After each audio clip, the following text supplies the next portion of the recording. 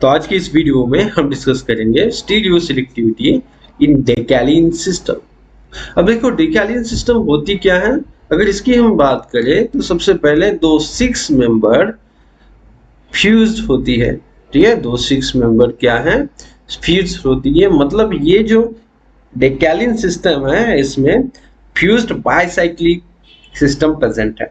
Okay, तो यहाँ पे हम देखेंगे कि इसमें किस तरह से हमें स्टीरियो सिलेक्टिविटी डिसाइड करनी है जब भी हम इस पे क्या करेंगे, रिएक्शन करेंगे। तो सबसे पहले आपको पता होना चाहिए डेकैलिन जो सिस्टम है उसमें दो फॉर्म होते हैं, मतलब दो आइसोमर आप बना सकते हो, सीस प्लस ट्रांस। अगर हम इनकी बात करें तो इसमें जो सीस होता है वो अनस्टेबल होता है और ट्रांस डेकैलिन जो है वो मोर स्टेबल होता है। ठीक है, ट्रांस डेकैलिन जो है वो मोर स्टेबल होता है। ओके, तो ये ट्रांस क्यों है, क्योंकि देखो जहां पे रिंग जंक्शन है वहां पे जो दो हाइड्रोजन होंगे वो आप इस तरह से अपोजिट साइड में दिखाओगे। इसका मतलब दो हाइड्रोजन क्या है, अपोजिट साइड में है, तो ये हो जाएगा ट्रांस डेकैलिन सिस्टम, जो कि सबसे ज्यादा स्टेबल भी होता है।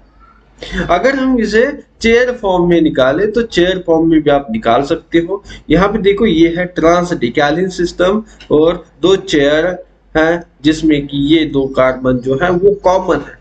अगर हम हाइड्रोजन की बात करें तो यहाँ पे जो हाइड्रोजन है वो अप साइड में है, यहाँ पे जो हाइड्रोजन है वो कहाँ पे है, डाउन साइड में प्रेजेंट है। तो अगर ये अप और डाउन साइड में है तो दोनों अपोजिट साइड में है, इसलिए हम इसे बोलेंगे ट्रांस डेकैलिन। अब ये जो ट्रांस डेकैलिन सिस्टम होती है ये आप इंटर कन्वर्ट नहीं कर सकते, इसका एक ही फॉर्म होता है।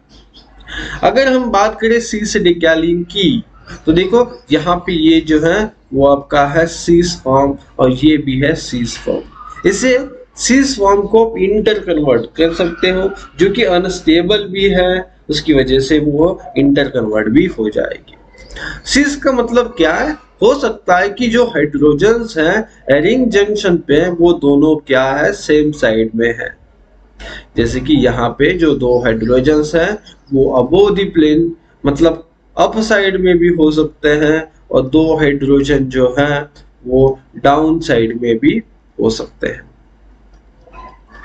ओके, इस तरह से भी आप इसे शो कर सकते हैं। अब अगर हम पोजीशन की बात करें तो देखो यहाँ पे ये 6 नंबर के और फर्स्ट नंबर पर के कार्बन पे ये जो हाइड्रोजन है ये भी अप साइड में है और यहाँ पे ये जो हाइड्रोजन है ये भी अप साइड में आपको यहाँ से दिखाई देगा। मतलब ये जो सिस्टम है इसमें दोनों हाइड्रोजन सेम साइड में है, इसलिए हम इसे बोलेंगे सीस डेकैलिन। और इसे अगर आप निकालोगे साइक्लिक फॉर्म में, इस फॉर्म में निकालोगे तो यहाँ पे आप जो स्टीरियोकेमिस्ट्री डिफाइन करोगे वो हाइड्रोजन्स की, इसमें हाइड्रोजन दोनों अप साइड में होंगे और ये सीस डेकैलिन है। ठीक है, जैसे कि मैंने बताया इन दोनों में आपको पता होना चाहिए कि आप इसको किस तरह से निकाल सकते हो, ट्रांस डेकैलिन, सिस डेकैलिन के और भी फॉर्म्स आप निकाल सकते हो, बस आपको प्रैक्टिस करना है कि किस तरह से इसे निकाला जाता है। और सबसे इंपॉर्टेंट ट्रांस डेकैलिन जो है वो क्या है, आपका स्टेबल है। अब आगे जाके हम क्या करते हैं, इस पे रिएक्शन करते हैं और देखते हैं कि किस तरह से आप प्रोडक्ट का फॉर्मेशन करोगे। अब देखो यहाँ पे एक रिएक्टेंट है, इस रिएक्टेंट पे मुझे क्या करनी है, रिएक्शन करनी है। रिएक्शन के लिए मैं जो रिएजेंट यूज कर रहा हूं वो है lithium in liquid ammonia. Lithium in liquid ammonia. अब ये जो रिएजेंट है ये आपको पता होगा, आप इसे बर्च रिडक्शन में यूज करते हो। तो ये बर्च रिएक्शन की क्या है, कंडीशन है, जिसमें होता क्या है, ये जो सिस्टम है लिथियम या फिर यहाँ पे आप लिथियम की जगह पे सोडियम भी यूज करते हो या फिर जनरली अल्कली मेटल्स को यूज किया जाता है जो इजीली क्या करते हैं, इलेक्ट्रॉन निकाल देते हैं। तो ये इलेक्ट्रॉन का सोर्स है। अब ये जो इलेक्ट्रॉन है वो इलेक्ट्रॉन क्या होगा, इस पोजीशन पे ऐड होगा, इलेक्ट्रॉन इस पोजीशन पे ऐड होगा, क्योंकि ये जो कंडीशन है ये क्या करती है, कॉन्जुगेट सिस्टम का, कौन सी सिस्टम का, कॉन्जुगेट सिस्टम का रिडक्शन करती है। तो अगर आपके पास आइसोलेटेड डबल बॉन्ड है तो उसका रिडक्शन नहीं होगा। यहाँ पे देखो ये जो पूरी सिस्टम है ये कॉन्जुगेटेड सिस्टम है, डबल बॉन्ड कार्बोनिल की कॉन्जुगेशन में है, इसलिए इसका रिडक्शन होगा। ये इलेक्ट्रॉन यहाँ पे डोनेट किया जाएगा और ये इस तरह से इनोलेट की फॉर्म में बन जाएगा, इनोलेट। अब इसे हम निकाल देते हैं, यहाँ पे बना है O माइनस और ये एज इट इज है। यहाँ पे मिथाइल अप साइड में है, ये OTS भी अप साइड में, और यहाँ पे एक इलेक्ट्रॉन। अब आगे जाके क्या होगा, और एक इलेक्ट्रॉन ये सेम रिएजेंट क्या करेगा, ट्रांसफर करेगा इस इलेक्ट्रॉन की जगह पे। जब और एक इलेक्ट्रॉन ट्रांसफर हो जाएगा तो ये O minus as it is enolate के फॉर्म में, और वहां पे इस पोजीशन पे जो है वो दो इलेक्ट्रॉन्स आ जाएंगे। अब दो इलेक्ट्रॉन्स का मतलब क्या है, उस पोजीशन पे क्या बन जाएगा, उस पोजीशन पे कार्बेनियन बन जाएगा। ओके, मतलब इस पे, इस कार्बन पे क्या आएगा, निगेटिव चार्ज आएगा। अब ये जो निगेटिव चार्ज रहेगा इस कार्बन पे, वो न्यूक्लियोफिलिक अटैक करेगा किसके ऊपर, किसी इलेक्ट्रोफाइल के ऊपर। तो अब हम क्या करते हैं, ये निगेटिव चार्ज है, अब हम क्या करते हैं, जिससे किसी प्रोटॉन को इसके प्रोटॉन के साथ रिएक्शन करते हैं, मतलब ये इलेक्ट्रॉन डोनेट किए जाएंगे प्रोटॉन को। जब इलेक्ट्रॉन डोनेट करवा दिए जाएंगे तो देखो ये इस तरह से आपका फाइनल प्रोडक्ट बन जाएगा, यहाँ पे H, यहाँ पे O माइनस, ओके, H और यहाँ पे O माइनस।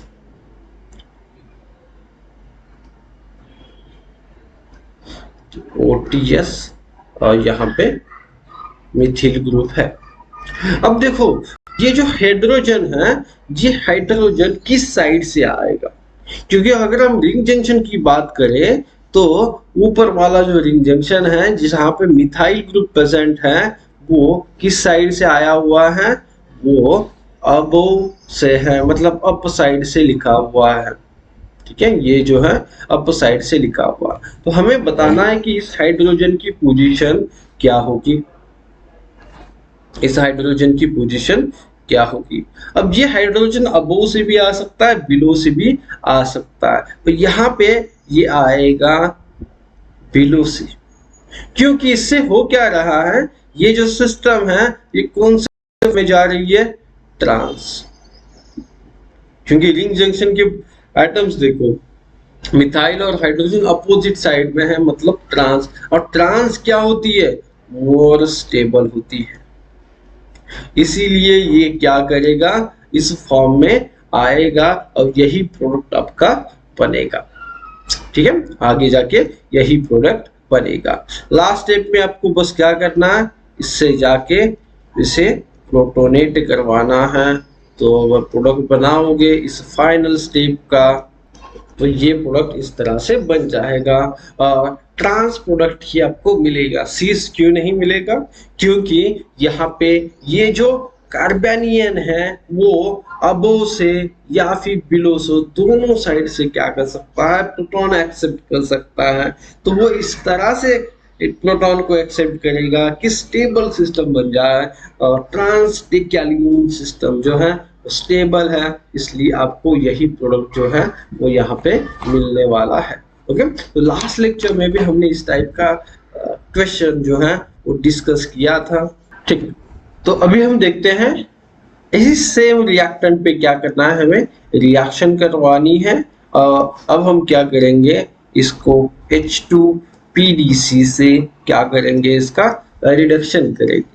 मतलब ये जो H2PD है ये क्या करेगा, रिडक्शन करेगा डबल बॉन्ड का।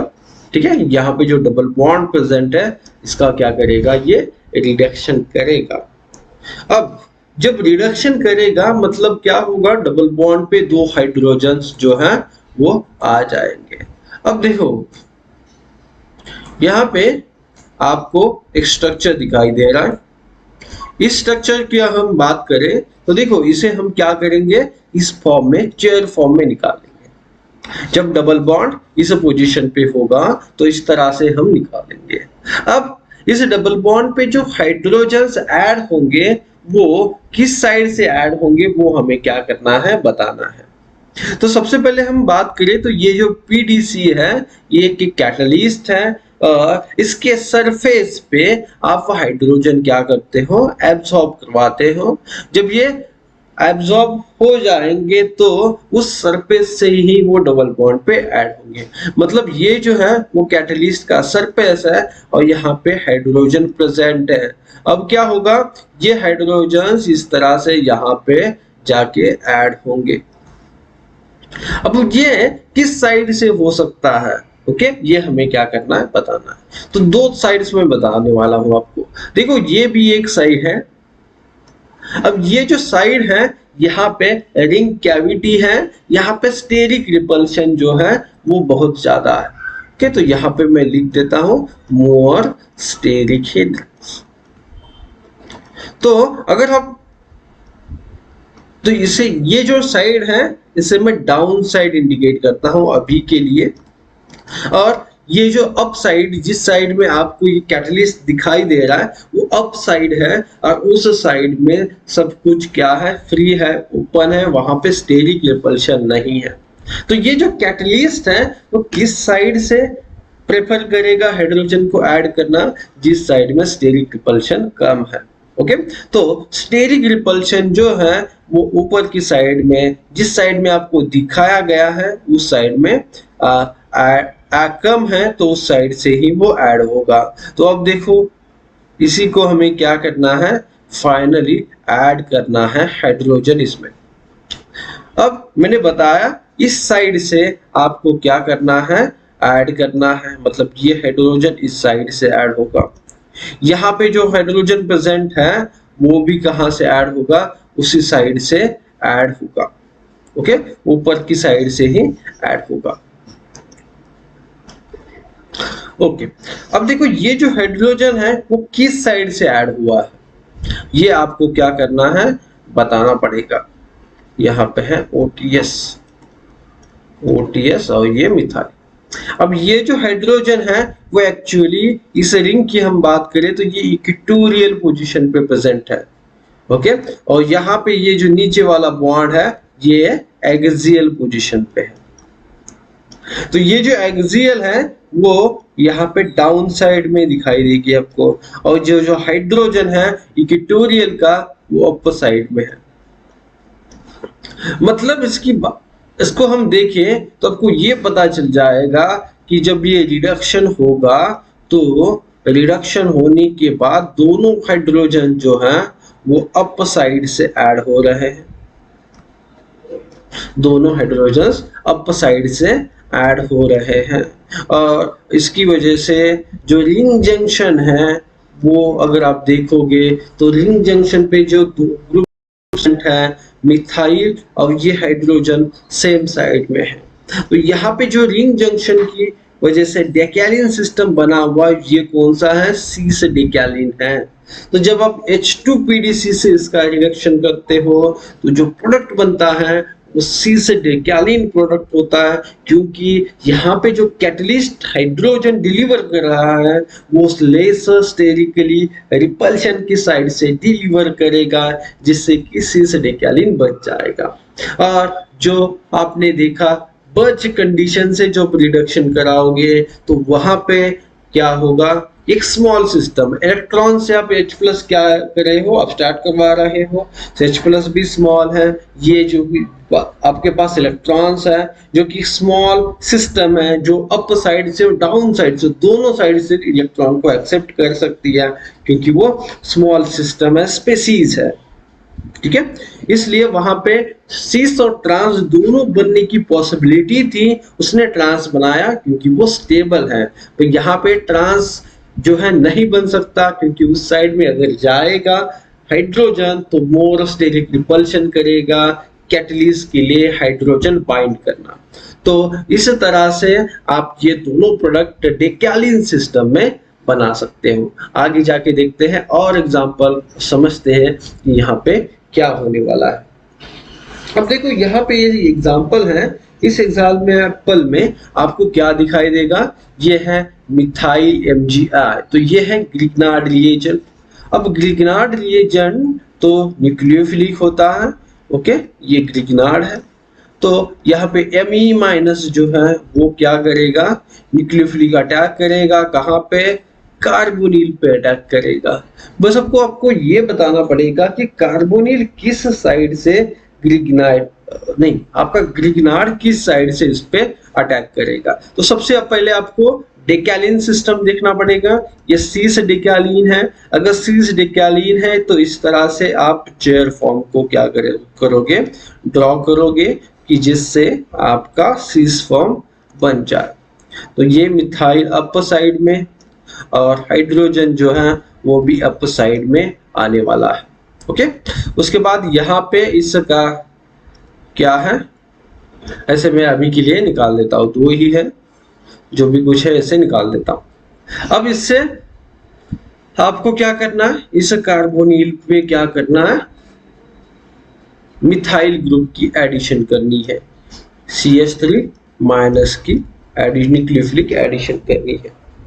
अब जब ये CH3 माइनस उस पे ऐड होगा तो कौन सी साइड से होगा, तो देखो ये जो है वो जनरली आप ऐड करोगे इक्वेटोरियल पोजीशन से, ठीक है। क्या करोगे आप, इक्वेटोरियल पोजीशन, क्योंकि इस साइड से आप ऐड नहीं कर सकते, क्योंकि यहाँ से अगर ऐड करोगे तो यहाँ पे कैविटी भी है, इस साइड से ऐड करोगे तो स्टेरिक रिपल्शन ज्यादा हो जाएगा, ओके। इसीलिए आपको क्या करना है, इक्वेटोरियल साइड से न्यूक्लियोफिलिक एडिशन करनी है। कौन सी साइड से, इक्वेटोरियल साइड से न्यूक्लियोफिलिक एडिशन करनी है, जिससे कि ये जो OH है वो एक्सियल पे जाएगा और न्यूक्लियोफाइल जो आपका है वो इक्वेटोरियल पोजीशन पे रहेगा, ओके। तो यहाँ पे देखो ये OH एक्सियल पे आ गया और ये जो CH3 है वो अपने इक्वेटोरियल पोजीशन से ऐड किया, तो ये H, यहाँ पे मिथाइल और यहाँ पे ये साइक्लिक सिस्टम। तो ये प्रोडक्ट आपने फाइनली यहाँ पे बना दिया। अब इसको ही आपको क्या करना है, ड्रॉ करना है सिंपल साइक्लिक सिस्टम में। तो अब जब इसे ड्रॉ करोगे तो देखो ये मिथाइल अबो है, ओके, यहाँ पे भी हाइड्रोजन जो है वो अबो है, यहाँ पे इसको कार्बोनिल को प्रोटेक्ट किया है।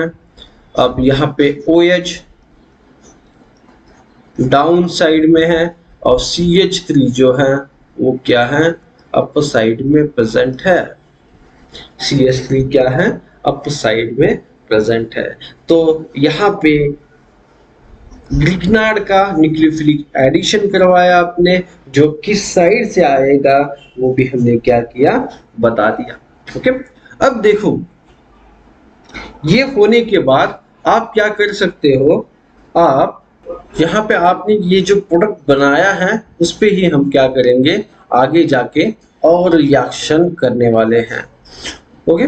तो उसी प्रोडक्ट को हम लेते हैं और उस पे हम क्या करेंगे, रिएक्शन करेंगे। अब यहाँ पे तो आपको ये समझ में आया होगा कि ग्रिग्नार्ड की एडिशन किस साइड से हुई है और इसका रीजन क्या है। अब उसके बाद हमें क्या करना है, H+ कंडीशन है। तो H+ कंडीशन में देखो होगा क्या, H+ कंडीशन में ये जो ऑक्सीजन है ये क्या हो जाएगा, प्रोटोनेट हो जाएगा, ओके। ऑक्सीजन ये जो है आपके पास वो प्रोटोनेट हो जाएगा। जब ये प्रोटोनेट होगा तो यहाँ से इलिमिनेशन रिएक्शन होगी, क्या होगी, हाइड्रोजन यहाँ पे है तो ये यहाँ पे जाएगा और ये इस तरह से -H2O हो जाएगा और डबल बॉन्ड का फॉर्मेशन होगा और इलिमिनेशन का प्रोडक्ट आपको मिलेगा, अब इलिमिनेशन का जो प्रोडक्ट बना हुआ है उसे हम ड्रॉ करेंगे। डबल बॉन्ड इस पोजीशन पे है और CH3 यहाँ पे। अब यहाँ पे जो इलिमिनेशन हुआ वो इलिमिनेशन कौन सा है? Even elimination.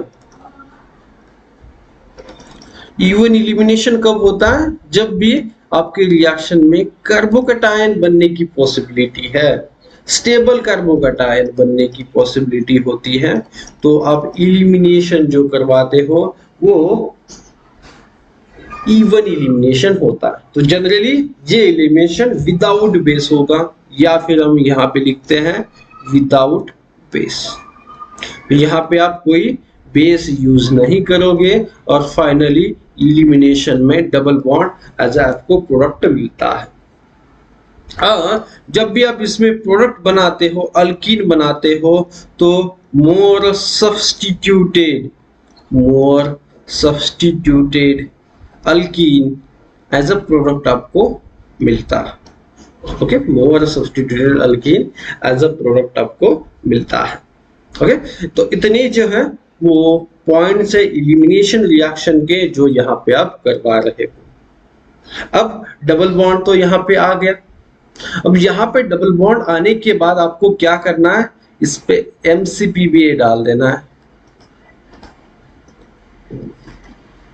अब MCPBA जब डालोगे तो जो इपॉक्साइड बनेगा वो किस साइड से बनेगा, ये अभी हमें क्या करना है?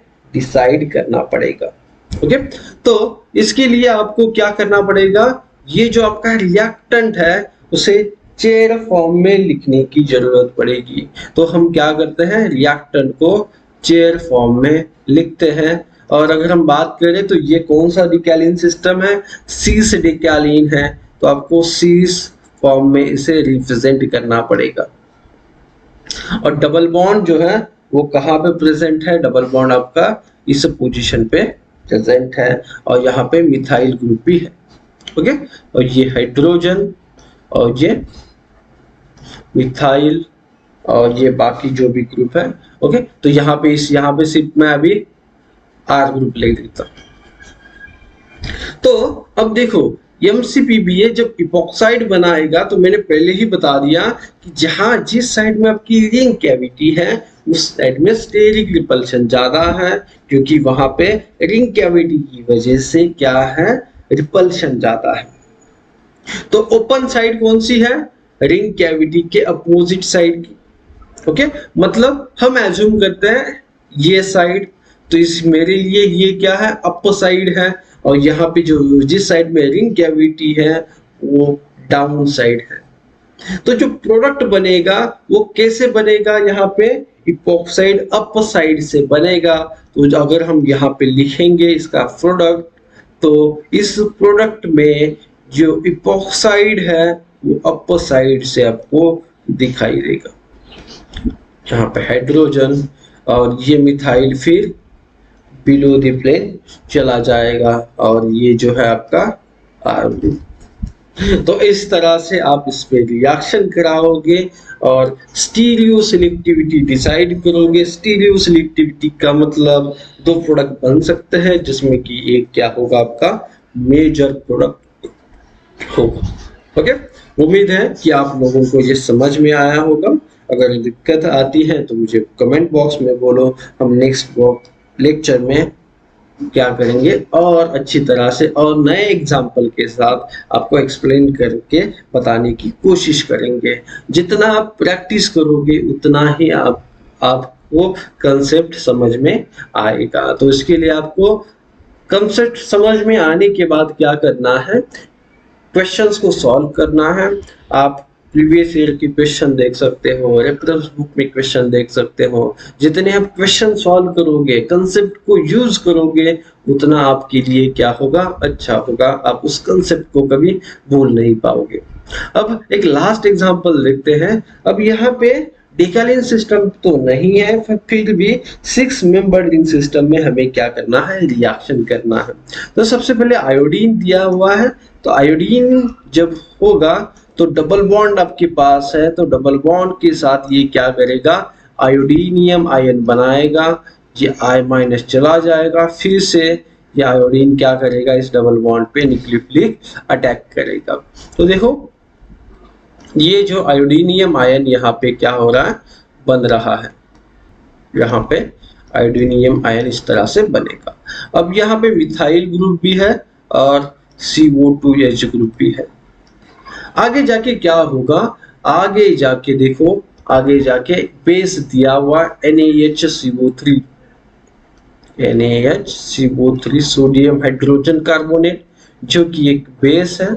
बेस क्या करेगा, इस एसिड ग्रुप से प्रोटॉन निकालेगा, एसिड ग्रुप से प्रोटॉन निकालेगा, तो ये जो है वो कार्बोक्सिलेट आयन में कन्वर्ट हो जाएगा।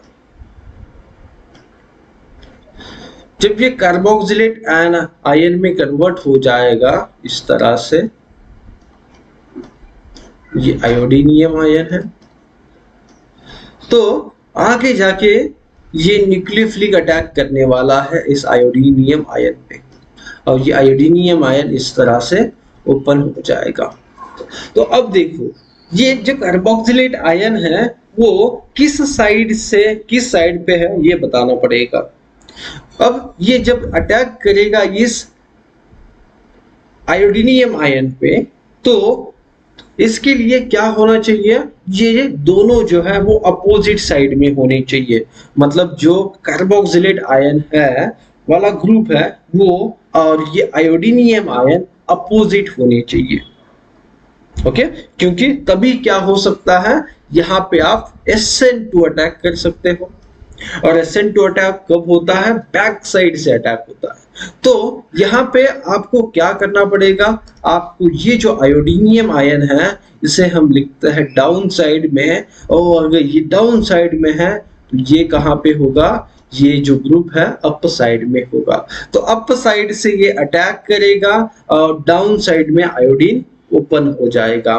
तो हम इसे को प्रोडक्ट को लिख देते हैं, आयोडीन डाउन साइड में चला गया है, और ये जो आपका ग्रुप है यहाँ पे ऑक्सीजन, और ये यहाँ से अटैच हुआ है, ये कौन सी साइड में है, अप साइड में है। तो यहाँ पे भी ये अप साइड से ही यहाँ पे अटैच होगा, और मिथाइल जो है वो बिलो द प्लेन रहेगा। अब उसके बाद हमें क्या करना है, इसे ड्रॉ करके देखना है, कौन से वाले फॉर्म में, चेयर फॉर्म में। वहां पे अगर ड्रॉ करके आप देखोगे तो आपको अच्छी तरह से ये सब कुछ जो है वो समझ में आ जाएगा। यहाँ पे मिथाइल, ये मिथाइल हो गया, और आयोडीन जो है वो डाउन साइड में है इस पोजीशन पे। मतलब ये जो आयोडीन है वो कौन सी पोजीशन पे प्रेजेंट है, अभी आयोडीन जो है वो एक्सियल पोजीशन पे प्रेजेंट है। तो यहाँ पे ये जो आयोडीन है वो एक्सियल में है, मतलब क्या है, डाउन साइड में है, डाउन और एक्सियल पोजीशन पे आ गया है। ओके, यहाँ पे आप देख सकते हो, यहाँ पे भी ये डाउन साइड में है। ये जहां से आपने कार्बोक्सिलेट आयन का अटैक किया था वो अप साइड में है, वो भी एक्सियल में है। मतलब जब आपने न्यूक्लियोफिलिक अटैक किया और इस आयोडीनियम आयन को ओपन किया तो यहाँ पे डायएक्सियल ओपनिंग हो गई, डायएक्सियल ओपनिंग आपने करवा दी। मतलब जिसने अटैक करवाया वो भी एक्सियल पोजीशन पे है, और अटैक करने के बाद जो आयोडीन ओपन हुआ, आयोडीनियम आयन ओपन हुआ, वो भी आयोडीन ग्रुप एक्सियल पोजीशन पे भी प्रेजेंट है। और इस तरह से ही आपको क्या करनी होती है, ओपनिंग करनी होती है। इसीलिए हमने इस ग्रुप को जो है वो इस आयोडीनियम आयन से क्या किया, अपोजिट साइड में रख दिया। अब इसके बाद देखो फिर से हमें एक रिएक्शन करनी है। यहाँ पे मैंने क्या डाल दिया, फिर से बेस डाल दिया, मतलब आपके पास NaHCO3 तो प्रेजेंट ही है। तो अब क्या होगा, यहाँ पे इलिमिनेशन रिएक्शन होगी। अब इलिमिनेशन रिएक्शन करने के लिए आपको क्या करना पड़ेगा, यहाँ से -HI करना पड़ेगा। मतलब ये आयोडीन और कोई एक हाइड्रोजन निकालना पड़ेगा, और वहां पे आप डबल बॉन्ड का फॉर्मेशन करवा दोगे। तो देखो इलिमिनेशन करने के लिए अभी हाइड्रोजन जो है वो इस पोजीशन पे भी प्रेजेंट है, नहीं नहीं, गलत हो गया। हाइड्रोजन यहाँ पे इस एक्सियल पोजीशन पे भी प्रेजेंट है, यहाँ पे इक्वेटोरियल पोजीशन पे भी प्रेजेंट है, और यहाँ पे आप देखोगे तो इस पोजीशन पे भी प्रेजेंट है। ओके, तो मैं यहाँ पे नंबरिंग कर देता हूँ, यह है H1, यह है H2 और यहाँ पे H3। तो H1 भी आप निकाल सकते हो और डबल बॉन्ड बना सकते हो। ओके, इस तरह से H1 को भी निकाल के आयोडीन को निकाल सकते हो। H2 को भी आप उसी तरह से सेम कर सकते हो और H2 को भी निकाल के डबल बॉन्ड का फॉर्मेशन कर सकते हो। पर H2 और H3 को अगर आप निकालोगे तो जो प्रोडक्ट बनेगा वो क्या होगा, देखो दो डिफरेंट प्रोडक्ट आपको मिल सकते हैं। डबल बॉन्ड इस पोजीशन पे आएगा अगर आप किसे इलिमिनेट करते हो, H2 या फिर H3 को इलिमिनेट करते हो आयोडीन के साथ, तो ये प्रोडक्ट आपको मिलने वाला है। पर अगर आप क्या करोगे, अगर आप H1 को इलिमिनेट करने की कोशिश करोगे तो वहां पे भी जो डबल बॉन्ड आएगा वो किस पोजीशन पे रहेगा, ये डबल बॉन्ड इस पोजीशन पे रहेगा। तो दो प्रोडक्ट जो यहाँ पे मिल रहे हैं आपको, वो दोनों डिफरेंट प्रोडक्ट है। तो इसमें कौन सा प्रोडक्ट बनेगा, ये H1 के इलिमिनेट होने से बन रहा है। ओके, तो इसमें से प्रोडक्ट कौन सा बनेगा, ये सबसे इंपॉर्टेंट बात है, और इसके लिए हमें पता होना चाहिए कि यहाँ पे जो इलिमिनेशन रिएक्शन हो रही है वो कौन सी इलिमिनेशन रिएक्शन है। तो बेस के फेजेस में जब भी आप इलिमिनेशन रिएक्शन करवाते हो, ओके, तो ये जो रिएक्शन है वो E2 इलिमिनेशन होती है, E2 इलिमिनेशन होती है। अब E1CB भी देखते हो, तो E1C में क्या बनता है, कॉन्जुगेट बेस बनता है, मतलब एनायन जो बनता है वो स्टेबल होता है। तो यहाँ पे जो एनायन बनेगा प्रोटॉन स्टैक करने के बाद, उसके बाद एनायन जो बनेगा वो स्टेबल नहीं है, इसलिए E2 इलिमिनेशन है। अब जब भी E2 इलिमिनेशन होती है तो डायएक्सियल इलिमिनेशन होती है, डायएक्सियल इलिमिनेशन। इसका ही मतलब क्या है, इसका मतलब है कि एंटी इलिमिनेशन। अब एंटी का मतलब क्या है, जो दो ग्रुप इलिमिनेट हो रहे हैं, मतलब यहाँ पे हाइड्रोजन और आयोडीन जो इलिमिनेट हो रहे हैं वो कहाँ पे होने चाहिए, अपोजिट साइड पे होने चाहिए और एक्सियल पोजीशन पे प्रेजेंट होने चाहिए। तो यहाँ पे ये जो H2 है ये रहेगा आपका एक्सियल पोजीशन में, H2 एक्सियल पोजीशन पे, और जो आयोडीन इलिमिनेट होगा वो भी प्रेजेंट है एक्सियल पोजीशन पे। मतलब दोनों हाइड्रोजन और आयोडीन जो है वो एक्सियल पोजीशन पे है, इसलिए हम इसे बोल रहे हैं कि डायएक्सियल इलिमिनेशन। और जब भी एक्सियल दोनों ग्रुप 1-2 पोजीशन पे होते हैं तो ये दोनों एंटी पोजीशन होते हैं, मतलब एक दूसरे के रिस्पेक्ट में अपोजिट साइड में प्रेजेंट होते हैं।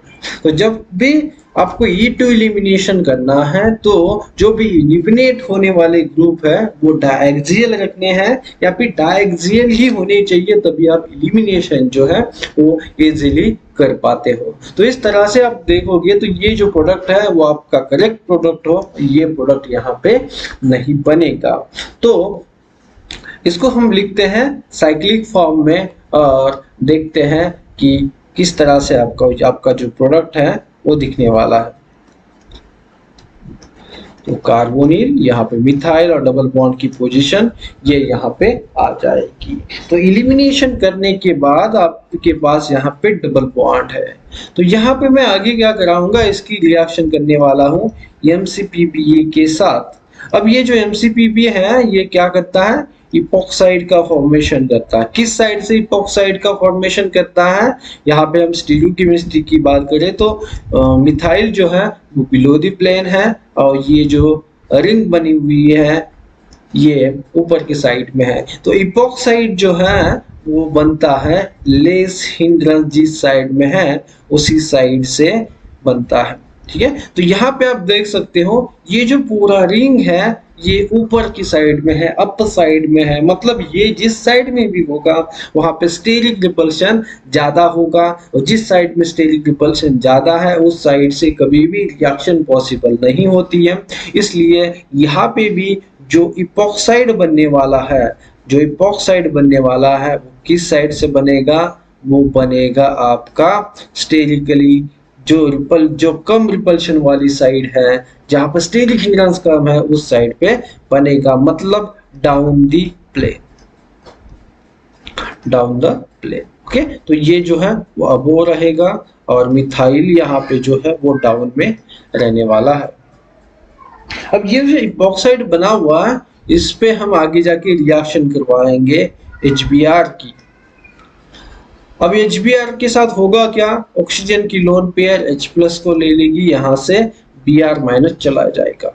अब यहाँ पे जो Br- चला जाएगा वो आगे जाके क्या करेगा, Br- जाके इपॉक्साइड को ओपन करेगा। तो या तो ये यहाँ पे अटैक कर सकता है या भी इस पोजीशन पे अटैक कर सकता है। तो किस पोजीशन से इपॉक्साइड ओपन करेगा, मतलब अगर वो एक पर्टिकुलर साइड से दोनों पोजीशन पे अगर अटैक करेगा तो अलग अलग प्रोडक्ट बन सकते हैं, इसलिए हमें एक पर्टिकुलर पोजीशन पे ही उसको अटैक करवाना पड़ेगा। तो सबसे पहले देखते हैं इसके लिए हमें क्या करना है, ये जो बना हुआ है उसे हमें चेयर फॉर्म में लिखना पड़ेगा, और जब आप चेयर फॉर्म में लिखते हैं तो आपको इजीली आइडिया आ जाता है कि किस तरह से आपका प्रोडक्ट बनना है और किस तरह से आपको ओपन करना पड़ेगा। तो ये इस तरह से बन गया। अब मैंने बताया इपॉक्साइड डाउन की साइड में है तो इपॉक्साइड यहाँ पे डाउन साइड में होगा। ओके, उसके बाद देखो आप जो अटैक करोगे किससे, Br- से, तो Br- से आप इस कार्बन पे भी अटैक करवा सकते हो और इस कार्बन पे भी अटैक करवा सकते हो। तो ये मेरे लिए फर्स्ट कार्बन है, ये जो है वो सेकेंड कार्बन है। तो फर्स्ट कार्बन पे भी अटैक कर सकते हो, सेकेंड कार्बन पे भी कर सकते हो। अब आप किस कार्बन पे अटैक करोगे ये कैसे डिसाइड करोगे, तो मैंने इसके पहले भी इपॉक्साइड की ओपनिंग कैसे करते हैं वो मैंने वीडियो में बताया है। अगर आपने वीडियो नहीं देखा तो आप वहां पे जाके देख सकते हो।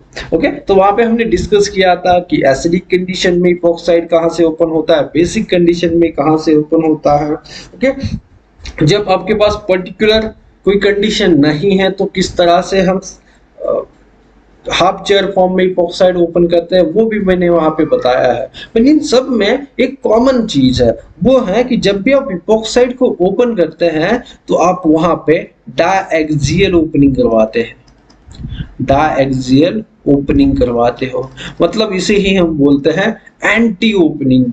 Okay, anti opening, anti opening का मतलब क्या है, एंटी ओपनिंग का मतलब जिस साइड में आपको इपॉक्साइड है उसके अपोजिट साइड से आपको उसे ओपन करना है। मतलब इपॉक्साइड अगर डाउन द प्लेन है तो अप साइड से आपको न्यूक्लियोफिलिक अटैक करना है।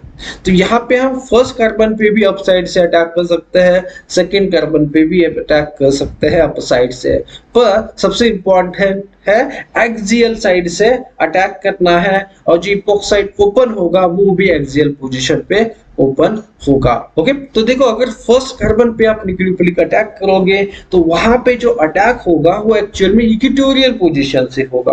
ओके, और वहां पे डाई इक्वेटोरियल ओपनिंग होगी, इसलिए आपको फर्स्ट पोजीशन पे अटैक नहीं करना है, आपको सेकेंड कार्बन पे अटैक करना है। उससे जो है वो क्या होगा, उससे डायएक्सियल इपॉक्साइड की ओपनिंग हो जाएगी। किस तरह से होगी ये आपको ये निकालने के बाद पता चल जाएगा।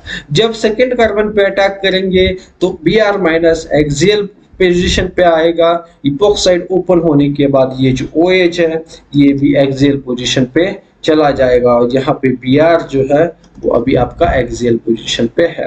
तो मतलब Br और OH दोनों एक्सियल पोजीशन पे है, इसलिए हमने कहा कि डायएक्सियल ओपनिंग जो है वो इम्पोर्टेंट है। तो अभी हम क्या करें, हम जो भी हमने पढ़ा हुआ है लास्ट 4 या 5 वीडियोस में उसी को हम एक ही एग्जांपल में डिस्कस करने की कोशिश करेंगे। तो ये आपके लिए बहुत ज्यादा इम्पोर्टेंट है। आगे जाके चलो इसकी मैं रिएक्शन करवाने वाला हूं किसके साथ, SiMe3Cl के साथ। अभी SiMe3Cl क्या होता है, ये ऐसा, यहाँ पे क्लोरीन अटैच है और यहाँ पे 3 मिथाइल ग्रुप, तो ऑक्सीजन की लोन पेयर यहाँ पे सिलिकॉन पे अटैक करेगी, यहाँ से सिलिकॉन चला जाएगा। तो आप बोल सकते हो कि आपने यहाँ पे OH का प्रोटेक्शन किया है, उसे कन्वर्ट किया है OTMS में। तो ये जो बनेगा वो OTMS या फिर OSiMe3 ट्राइमिथिल सिलील ग्रुप है। तो जो भी बाकी है उसे हम लिख देते हैं, यहाँ पे है Br। अब मेरे पास बेस है, मैं बेस से क्या करूंगा, यहाँ पे इलिमिनेशन करवाऊंगा। ओके, क्या कराऊंगा, इलिमिनेशन। अब इलिमिनेशन तो होने वाला है, इलिमिनेशन के 3 टाइप्स होते हैं, E1, E2, E1CB। यहाँ पे कौन सा इलिमिनेशन होगा, तो बेस है तो E2 हो सकता है या फिर E1CB हो सकता है। E1CB यहाँ पे नहीं होगा क्योंकि जब आप हाइड्रोजन इलिमिनेट करोगे तो वहां पे कोई स्टेबलाइज्ड एनाइन नहीं बनेगा, तो E2 इलिमिनेशन होगा। जब E2 इलिमिनेशन होता है तो क्या होता है, एंटी इलिमिनेशन होता है, और उसी को ही हम कहते हैं डायएक्सियल इलिमिनेशन। मतलब जो भी ग्रुप इलिमिनेट होने वाले हैं, मतलब हाइड्रोजन और ब्रोमीन, वो एंटी पोजीशन पे होने चाहिए।